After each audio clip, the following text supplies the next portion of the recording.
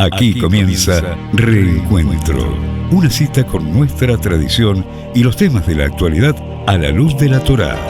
Reencuentro le propone un encuentro con el judaísmo. Conduce Alberto Rusco Lequier.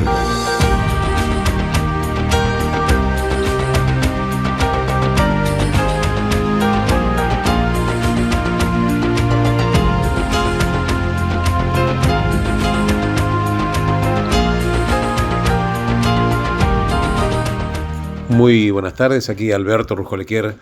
Los saludo nuevamente y por supuesto le doy las gracias por estar compartiendo conmigo Reencuentro, este programa que hacemos con todo cariño, con todas ganas, desde la FM 96.3 Radio High, desde aquí, desde la ciudad de Buenos Aires hacia todo el mundo. Gracias por estar acompañándome. Bueno, el día de hoy es un día muy especial. Te quiero comentar que estamos en el día 25 del mes de Tammuz del año 5783 del calendario hebreo, y que el horario para prender velas de Shabbat en la ciudad de Buenos Aires está establecido a las 17 horas 43 minutos. El Shabbat termina mañana a las 18 horas 42 minutos. Bueno, acomodate en el lugar que todos tenemos en la casa, ese lugar lindo que nosotros queremos, y si estás manejando, por lo menos clava la sintonía aquí en Radio High. Ya estamos lanzados en este viernes tan especial. Primero voy a hablar un pequeño resumen de la porción de la Torá que corresponde a esta semana, que en realidad es la Parashá Matot Maasei, y que voy a dar mínimamente un pequeño resumen. Y luego vamos a ir desarrollándola y ver qué incidencia tiene para nosotros aquí en la cotidianeidad, en la vida diaria de todos nosotros. Bueno, la Parashá básicamente habla de que Moshe enseña las leyes que gobiernan la anulación de promesas a los líderes de las tribus de Israel.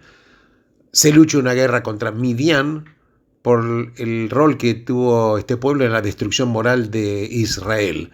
Y la Torá da un recuento detallado acerca del botín de la guerra y cómo fue distribuido entre la gente, los guerreros, los levitas y el sumo sacerdote. Pero hay dos tribus de Israel, que son las tribus de Reubén y la tribu de Gad, y que posteriormente fueron acompañados por media tribu de Menashe, piden las tierras del este del Jordán como la porción de la tierra prometida, porque estas tierras eran aptas para la cría del ganado. Moshe inicialmente se enoja con este pedido, pero posteriormente concuerda con la condición de que ellos primero se unan y liberan a Israel en la conquista de las tierras al oeste del Jordán. Habla luego la parashá de los 42 viajes y campamentos de Israel a través del desierto, y estos viajes son listados desde el éxodo de Egipto hasta el establecimiento en las planicies de Moab, que están al otro lado del río, frente a la tierra de Canaán. Los límites de la tierra prometida son enumerados. Se habla de las ciudades de refugio, que son ciudades para exiliar a asesinos involuntarios. También habla acerca de las hijas de Tzavlahat, que se casan dentro de su propia tribu de Menashe, de manera de que las propiedades que correspondían a su padre no pasen por herencia a otra tribu. Vamos a hablar muy especialmente posteriormente de esto, para que veamos cómo habla acá de un derecho humano importantísimo. Así que yo esto quería comentarlo para que nosotros sepamos en principio. Pero te quiero comentar que en la Torá, cuando estamos hablando de las tribus de Israel, se utilizan dos vocablos diferentes para referirse a las tribus. Un vocablo es Shevatim y otro vocablo es Matot. Bueno, Shevatim viene de Shevet. ¿Qué es Shevet? Shevet es un bastón. Y la palabra Maté es una vara o un tallo, puede ser.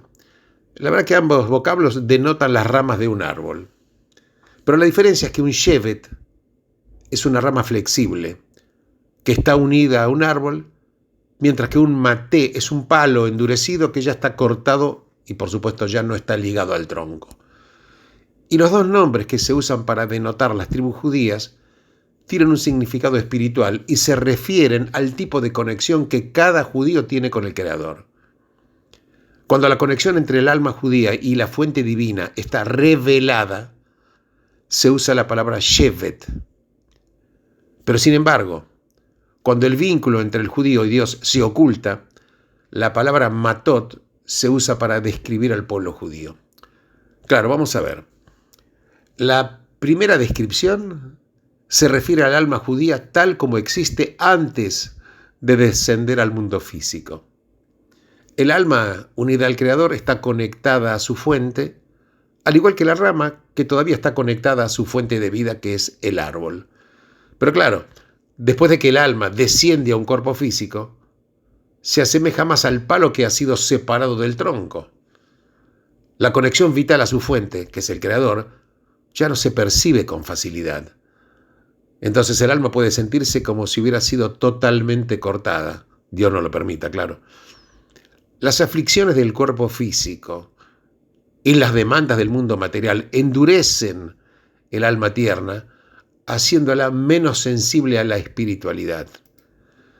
Claro, esto es lo que es el costo que estamos pagando por vivir en este mundo materialista. Pero sin embargo, a pesar de que el Shevet todavía está conectado a su fuente, no es tan fuerte y rígido como el curtido maté, que fue ya atemperado por la experiencia. Porque la rama, cuando está unida al árbol, es verde, es flexible, pero solamente después de que se corta se convierte en una varilla resistente y confiable.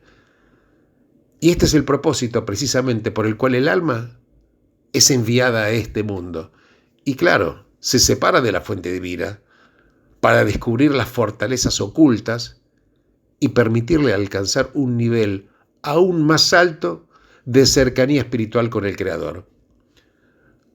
Cuando el alma supera los desafíos de la inclinación al mal y las dificultades de una existencia física, este vínculo con Dios se vuelve más fuerte, se vuelve más profundo. Pero también la distinción entre las palabras Shevet y Maté, también existe esta distinción en otro nivel. Por ejemplo, cuando el templo sagrado existía y la divinidad iluminaba abiertamente el mundo, el pueblo judío estaba en el nivel de Shevet, estaba ahí con una conexión total. Pero después de la destrucción y el advenimiento del oscuro y amargo exilio, nos encontramos en el nivel de Maté. Durante casi 2000 años, el pueblo judío tuvo que desarrollar estos recursos ocultos y mantenerse firme ante el sufrimiento.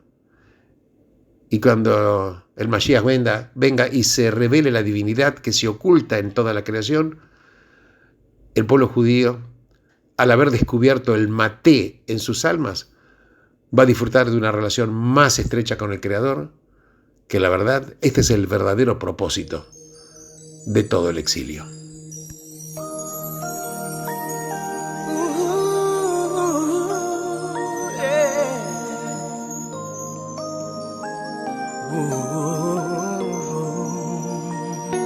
בכל דממה דקה מתוך הנשמה עולה אל על תפילה באמונה זועק לאבא זועק ולא נכנע תן לנו תקווה הדרך כה קשה וארוכה אנו בניך משורש הדורות עולה זכות אבות שפעת האימהות דמעות בוקעות פתח שעריך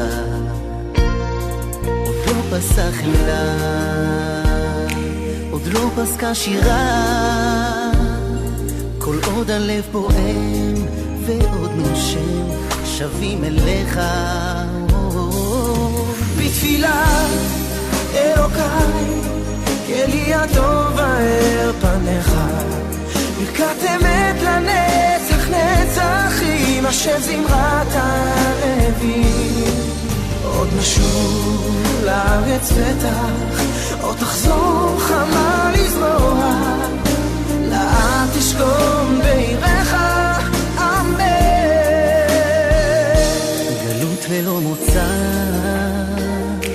ממש הבטחה קבץ נדחי ימך אל ארצך ולא כל פגע לענני כבודך בתואר מחנך את המעשה גאולה לאלוה אנחה לך שימו דבר השם אמצו את לבבכם שולח אליכם ינון גואל ברכה ושפע הנה בוקר האור השיר אותי מזמור תורת הגאולה וישועה מבית קודשך בתפילה אלוקיי כלי הטוב האר פניך כת אמת לנצח נצחים אשר זמרת לוי עוד נשוב לארץ בטח עוד תחזור חמה לזרוע לארץ תשכון בעירך אמן בתפילה אלוקיי כלי הטוב האר פניך ברכת אמת לנצח נצחים אשר זמרת לוי עוד נשוב לארץ בטח עוד תחזור חמה לזרוע לארץ תשכון בעירך אמן בתפילה אלוקיי כלי הטוב האר פניך ברכת אמת לנצח נצחים אשר זמרת הלוי עוד נשוב לארץ בטח עוד תחזור חמה לזרוע לארץ תשכון בעירך אמן לאט תשכון בעירך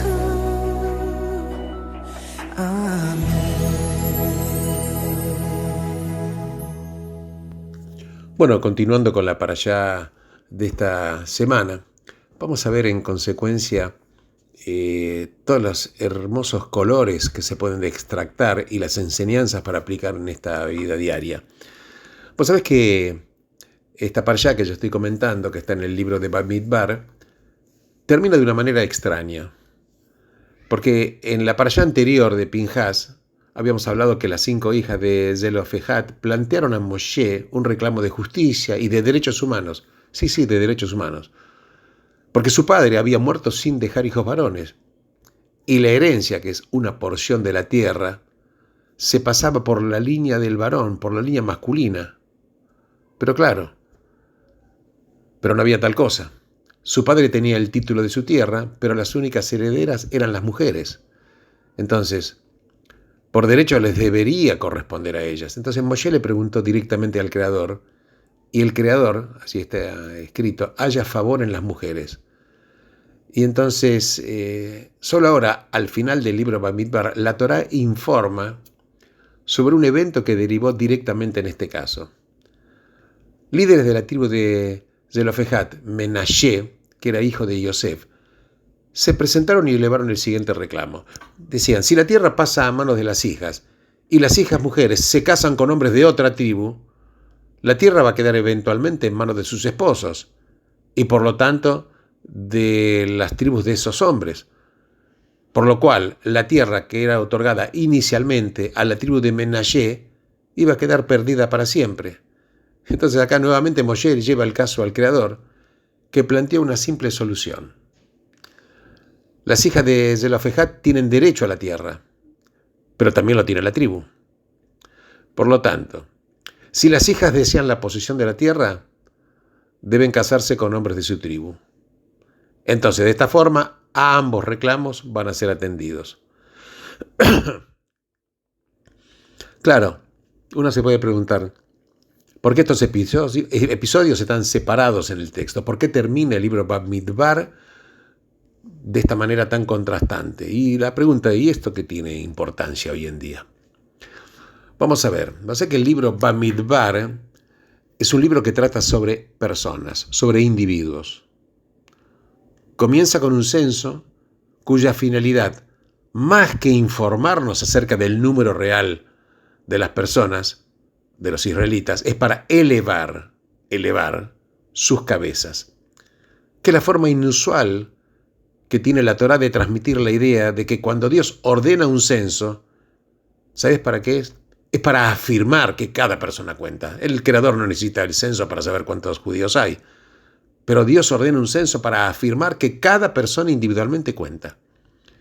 Y el libro también se enfoca en la psicología de los individuos. Leemos acerca de la desesperación de Moshe, las críticas que le hacen a Aarón y Miriam, las de los espías que no tuvieron el coraje de retornar con un informe positivo, y también de los descontentos liderados por Korah que desafiaron el liderazgo de Moshe.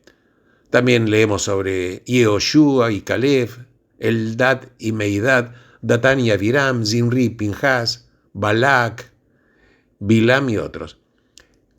Ese es el contexto del reclamo de las hijas de Zelofejat. ¿Sabes por qué? Están reclamando por sus derechos como individuos, y tienen razón. Pero claro, la sociedad no está construida solamente de individuos. Y de ahí la insistencia sobre el rol central de las tribus como principio de organización de la vida judía, porque los israelitas fueron numerados tribu por tribu. La Torá especifica precisamente el lugar de acampado, alrededor del Mishkan, que era ese templo portátil, y el orden de salida en los traslados. La Torá repite, por ejemplo, un montón de cosas acerca de los obsequios de cada tribu, cuando se inaugura el Mishkan, etc. Pero la existencia de un ente, como lo fueron las tribus, es fundamental para una sociedad libre. La existencia de un ente es fundamental para una sociedad libre. Cada uno de nosotros tiene una serie de identidades que están basadas en parte en antecedentes familiares, en la ocupación, en la comunidad, etc. Pero estas estructuras, podemos llamar estructuras mediatas, que son mayores que el individuo, pero son menores que el Estado, constituyen el ámbito en el cual desarrollamos nuestras complejas interacciones, cara a cara, y nuestras identidades. Constituyen el dominio de la familia, de los amigos, vecinos y colegas, siendo lo que se conoce colectivamente como sociedad civil. Porque una sociedad civil fuerte es esencial para la libertad. Es por eso que junto con los derechos individuales, la sociedad también tiene que hacer lugar a la identidad grupal. Y pese al enorme énfasis en lo individual, el judaísmo insiste en el valor de las instituciones que preservan y protegen nuestras identidades como miembros del grupo que las contienen. Porque claro, tenemos derechos como individuos, pero identidades solo como miembros de tribus. Y hay que honrar a ambos. Y claro, y esto es algo delicado, es difícil, pero es necesario. Y por eso este libro de Bamidbar termina enseñándonos cómo tenemos que hacerlo.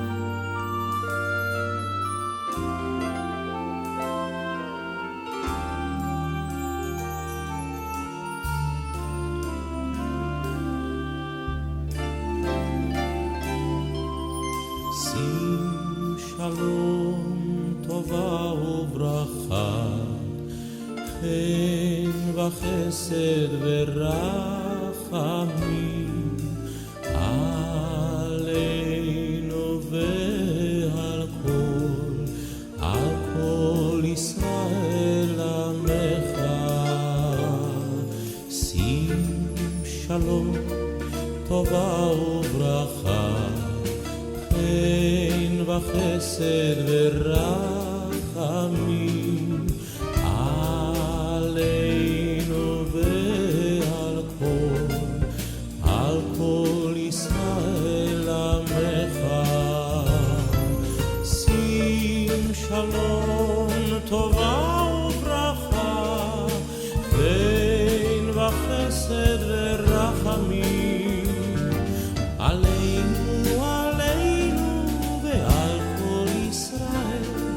ve'al kol Yisrael amecha.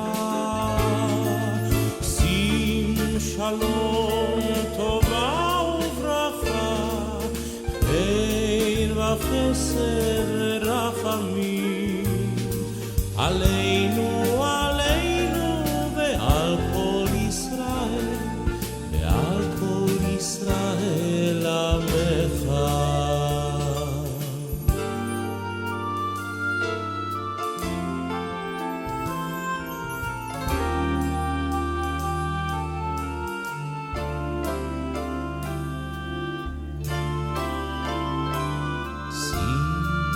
שלום, טובה וברכה, חן וחסד ורחמים,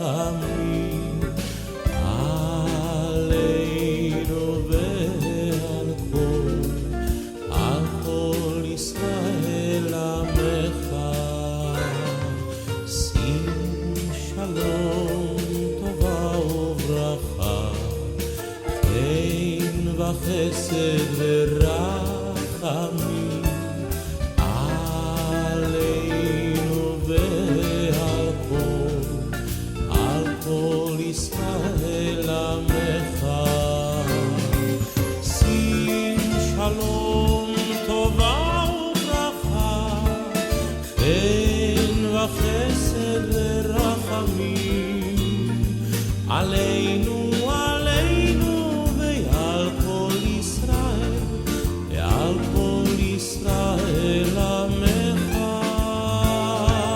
שים שלום, טובה וברכה, חן וחסד ורחמים, עלינו ועל כל ישראל עמך, ועל כל ישראל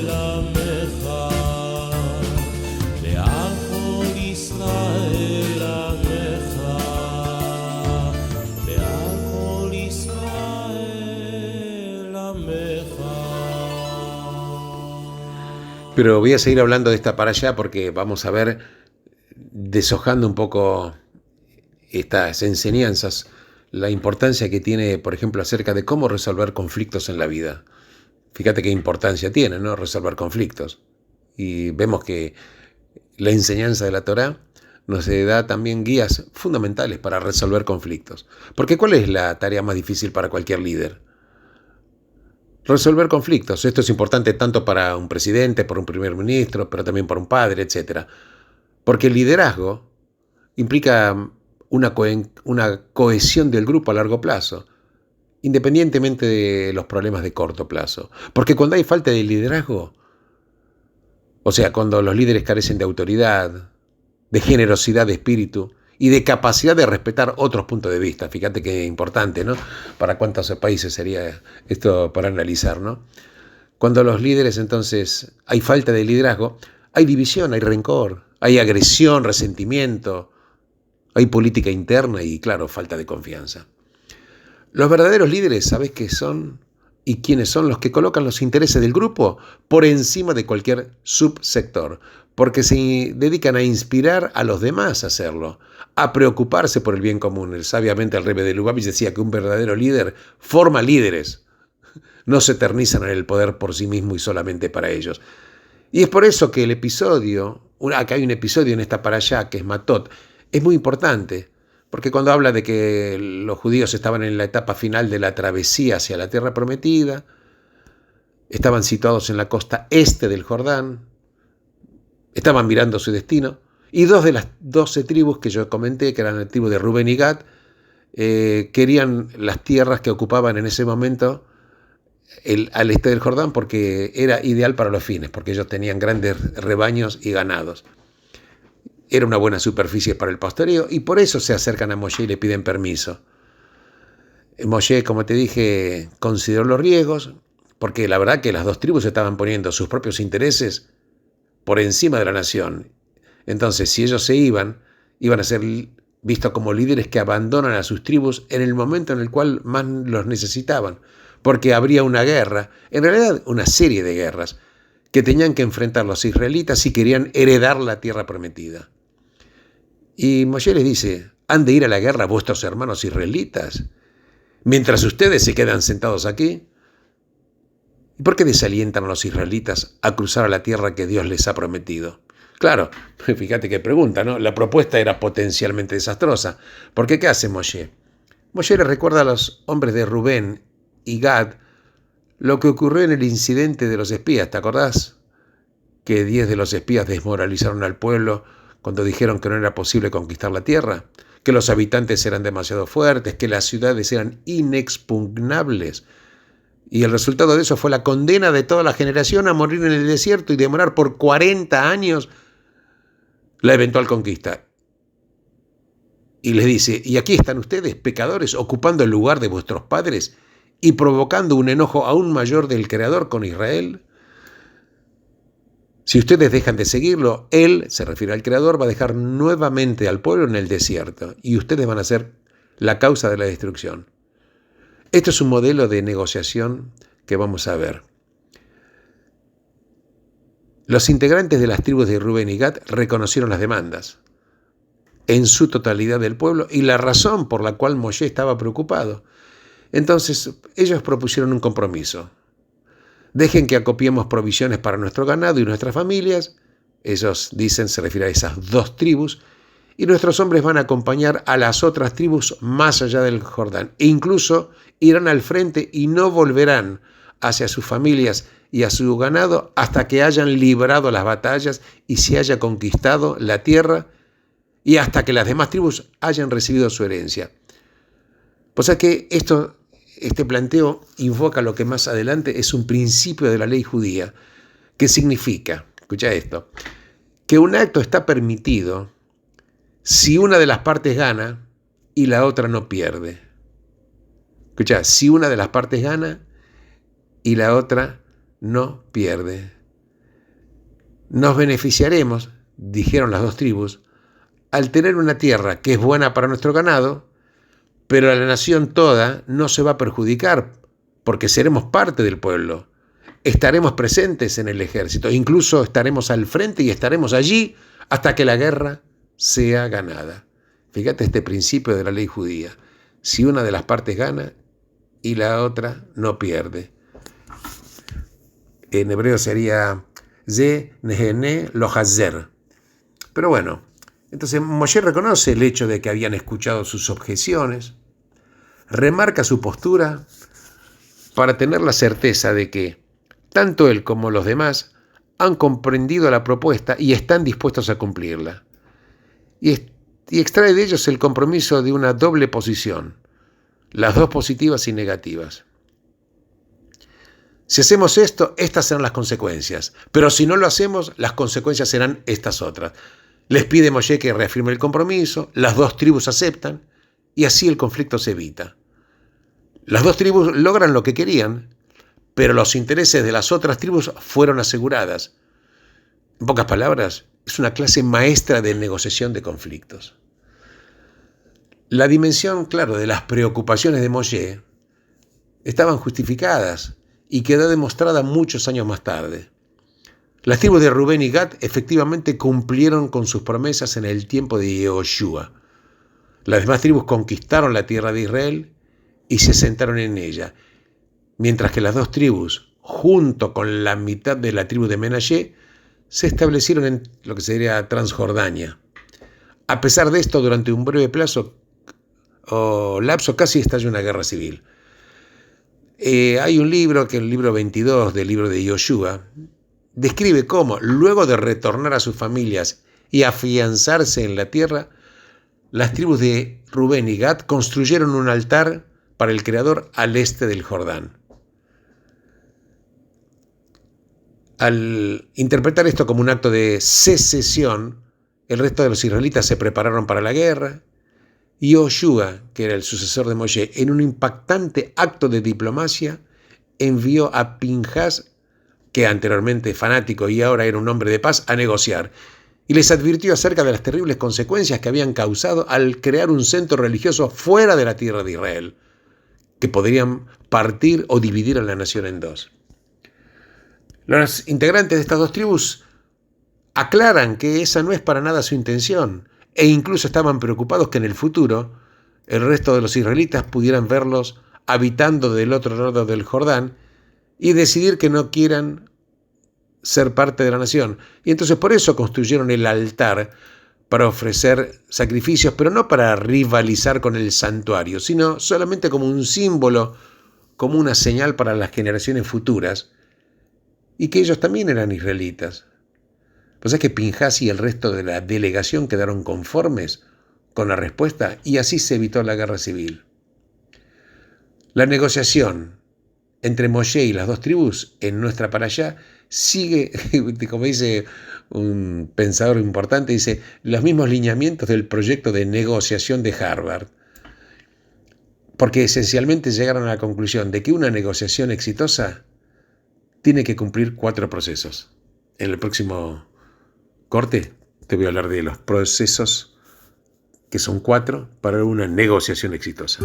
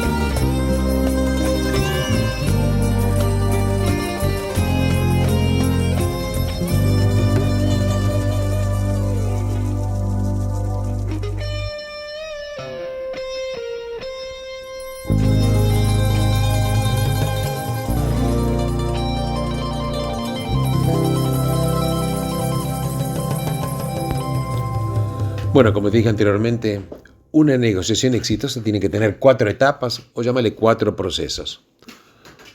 La primera es separar a las personas del problema. La segunda etapa o proceso es hacer énfasis en los intereses, no en las posiciones. La tercera etapa es inventar opciones de ganancia mutua. Y la cuarta etapa, insistir en criterios objetivos. Bueno, vamos a ver un poco cada una de ellas. La primera es separar a las personas del problema. Porque claro, hay toda clase de tensiones personales cuando hay negociaciones. Y es esencial separarlas para que el problema pueda ser contemplado objetivamente. La segunda etapa es hacer énfasis en los intereses y no en las posiciones. Pues sabés que cualquier conflicto puede transformarse con facilidad en un juego de suma cero. Si yo gano y tú pierdes. Si yo gano, tú pierdes. Si tú ganas, yo pierdo. Y esto es lo que ocurre cuando se hace foco en las posiciones y surge la pregunta, ¿quién gana? En cambio, al enfocarnos no en las posiciones sino en los intereses, la pregunta sería, ¿existe alguna forma de lograr lo que cada uno de nosotros desea? Mirá qué fundamental es esta posición, ¿no? ¿Existe alguna forma de lograr lo que cada uno de nosotros desea? La tercera etapa es inventar opciones de ganancia mutua. Vos sabés que esta idea se expresa lógicamente con un criterio que está en la halajá, en la ley, que dice las dos partes se benefician. Esto ocurre cuando ambas partes tienen diferentes objetivos y ninguno excluye al otro. Tiene que haber entonces opciones de ganancia mutua, que los dos ganen. Y la cuarta etapa para una negociación exitosa es insistir en criterios objetivos, asegurar de antemano que las dos partes estarán de acuerdo en usar criterios objetivos e imparciales para juzgar si lo que se había acordado fue cumplido. De lo contrario, pese al acuerdo aparente, la disputa continuará con las partes insistiendo que el otro no cumplió con lo acordado. ¿Por qué te comento esto? Moshe cumple con los 4 puntos. Veamos. Primero, separa a las personas del problema al aclararle a las tribus de Rubén y Gad que la cuestión no tiene nada que ver con lo que ellos son, sino con experiencias del pasado, específicamente con el episodio de los espías. Sin tener en cuenta la procedencia de los 10 espías negativos y de qué tribus ellos provenían, todos sufrieron. Ninguno ganó. El problema no era de una tribu u otra, sino de la nación en su conjunto. Segundo, Moshe, en este caso, como te digo, separó a las personas del problema. Segundo, Moshe se enfocó en los intereses, no en las posiciones. Las dos tribus tenían interés en el destino de toda la nación. Si hubieran privilegiado sus intereses personales, Dios se habría enojado y todo el pueblo habría sido castigado, entre ellos las dos tribus. Es impactante comprobar cómo esta negociación contrasta marcadamente con la disputa de Koraj y sus seguidores, porque en ese caso, toda la discusión giraba alrededor de las posiciones y no de los intereses, porque trataba sobre quién debía ser elegido el líder. La resultante fue una tragedia colectiva. Entonces es importante enfocarse en los intereses, no en las posiciones. Tercero, los integrantes de la tribu de Rubén y Gad inventan una opción de mutuo beneficio. Si nos permiten hacer provisiones temporariamente para nuestro ganado y nuestros hijos, dijeron estas dos tribus, no solamente lucharemos en el ejército, sino que nos posicionaremos al frente. Nosotros nos beneficiaremos por haberse aprobado nuestro pedido y la nación se va a beneficiar por nuestra voluntad de asumir la tarea militar más exigente. Fíjate qué importante que es esto, ¿no? Una opción de mutuo beneficio. Cuarto, el cuarto proceso. Entonces, el acuerdo se hizo sobre un criterio objetivo. Los integrantes de las dos tribus no retornarían a la costa este del Jordán hasta que las demás tribus se hubieran asentado en sus propios territorios. Y así efectivamente ocurrió. En síntesis, esto es un modelo de negociación, porque es una señal de esperanza tras los numerosos conflictos destructivos que están detallados en el libro de Bamidbar, así como ejemplo alternativo para los múltiples conflictos de la historia judía, con consecuencias desastrosas. Observemos que Moshe triunfa ni por ser débil, ni por tener la voluntad de comprometer la integridad de la nación en su conjunto, ni por emplear palabras melosas y evasiones diplomáticas, sino Moshe triunfa por ser honesto, con principios y por contemplar el bien común. Claro, todos nosotros los seres humanos enfrentamos conflictos en nuestras vidas y tenemos que aprender estas 4 etapas porque esta es la manera de resolver los conflictos.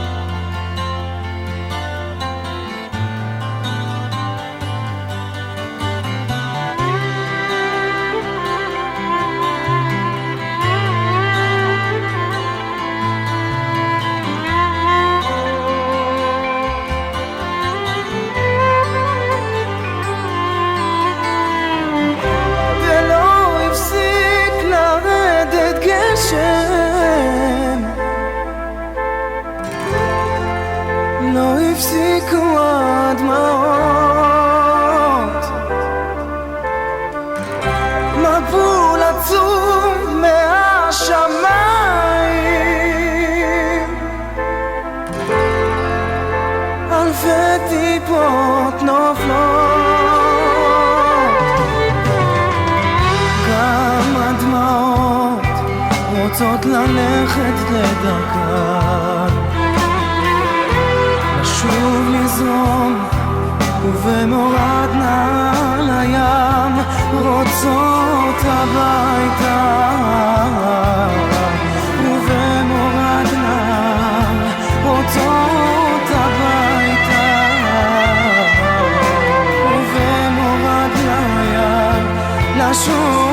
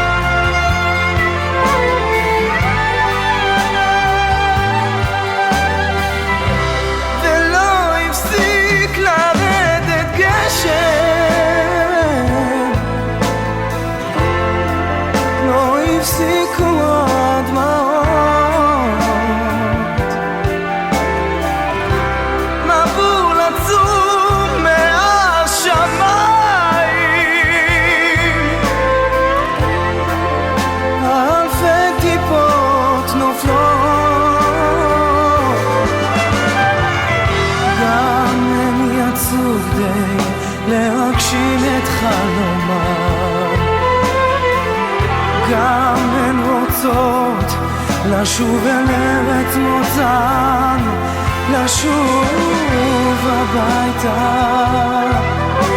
ובמורד נהר, רוצות הביתה ובמורד לים, לשוב הביתה.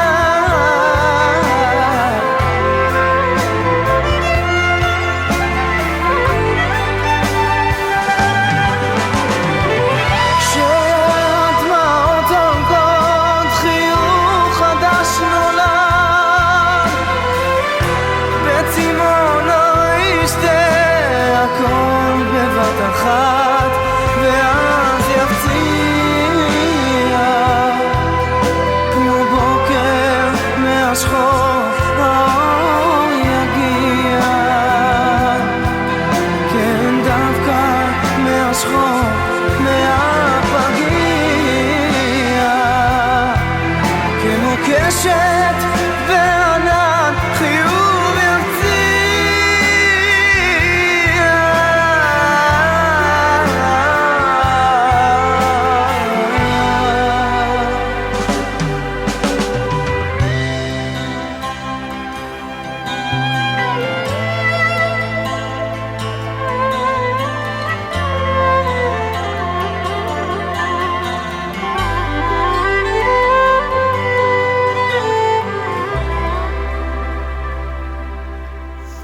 Bueno, ya me quedan poquitos minutos por el horario para terminar el programa, recordándote una vez más que el horario para prender velas de Shabbat aquí en la querida ciudad de Buenos Aires está establecido hoy a las 17 horas 43 minutos.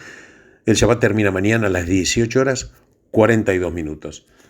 Yo, antes de despedirme, quiero comentarles esto fundamental. Fíjate vos, cuando estudiamos en profundidad la Parashá, las enseñanzas de la Torá y las leyes, cómo todo esto es de aplicación en nuestra vida diaria. Hemos hablado de derechos humanos, hemos hablado de los conflictos, hemos hablado del liderazgo, qué es lo que debe tener un líder y qué es lo que no debe tener, que no debe tener arrogancia, no debe tener egoísmo, y cómo esto es de aplicación para todos los seres humanos en este camino de la vida que estamos transitando. Solamente me queda agradecerles y despedirlos hasta la próxima semana, y muchas gracias por haber compartido este reencuentro.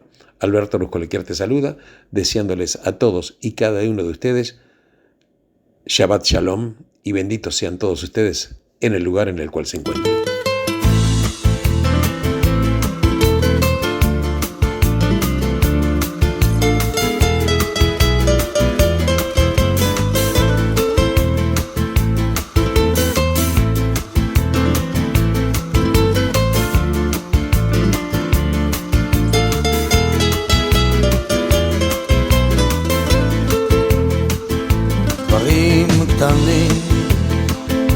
דברים פשוטים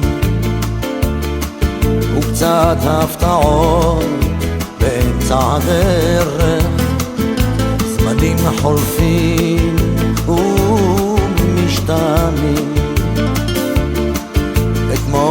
אתה היית מלך, לאן פרחו הציפיות,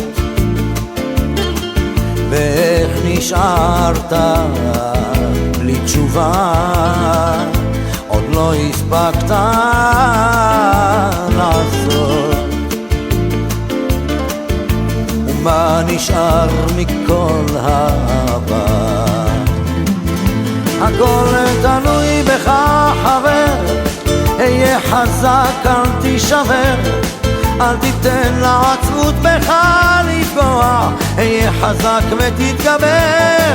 הכל תלוי בך חבר, היה חזק אל תישבר, אל תיתן לעצמות בך לפגוע, היה חזק ותתגבר.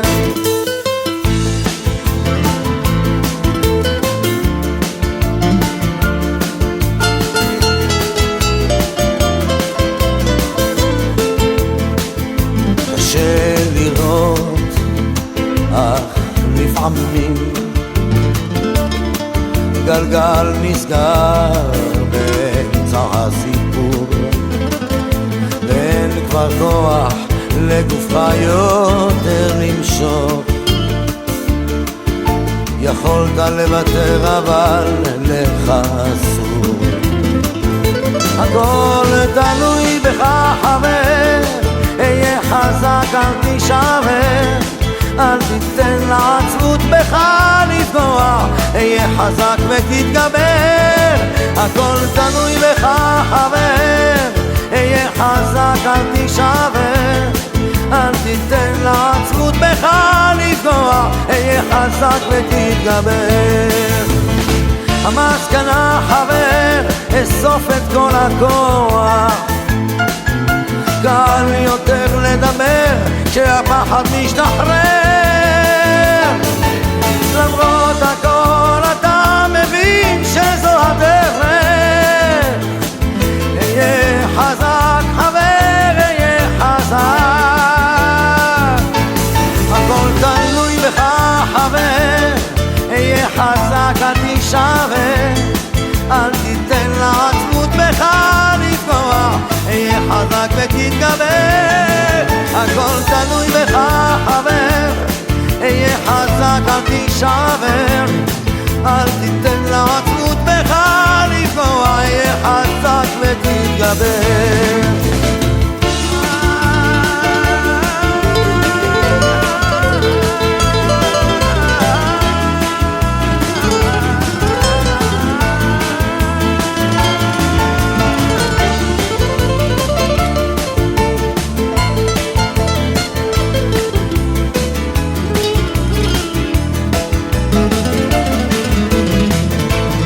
הכל תלוי בך חבר, היה חזק אל תישבר, אל תיתן לעצמות בך לפגוע, היה חזק ותתגבר.